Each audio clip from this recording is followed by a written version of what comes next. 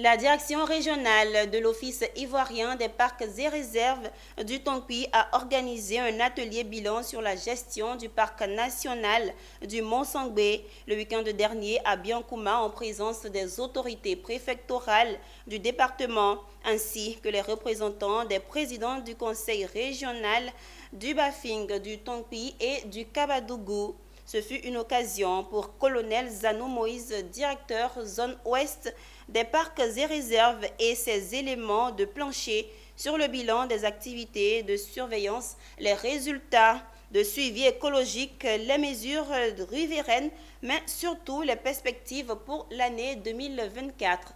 Théodore Kanga. Les responsables en charge de la protection du parc national du Mont-Sangbé étaient en atelier bilan le week-end dernier à Biakouma. Il ressort que l'activité de surveillance et de gestion du parc est largement satisfaisante au regard des objectifs fixés, car les données de suivi écologique communiquées montrent clairement que les animaux ont recolonisé le parc. Nous sommes à une performance de près de 94%. Oui, les données de suivi écologique le montrent.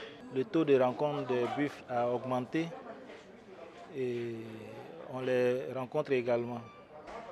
Beaucoup d'espèces d'oiseaux, il y a eu des études sur les oiseaux, surtout les oiseaux d'eau.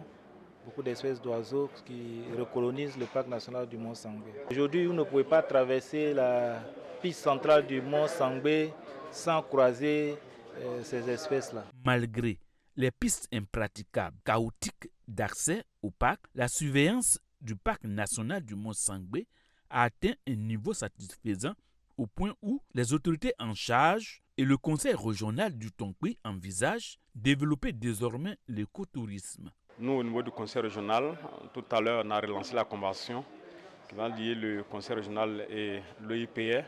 Alors nous allons travailler sérieusement pour accompagner tous les partenaires, puisque ça doit attirer beaucoup de touristes. Si éventuellement il doit y avoir des petites réalisations hôtelières, pour attirer les touristes, nous allons le faire. Pour la mise en œuvre de ce projet, la construction d'infrastructures à l'intérieur du parc et la réhabilitation des pistes d'accès s'imposent.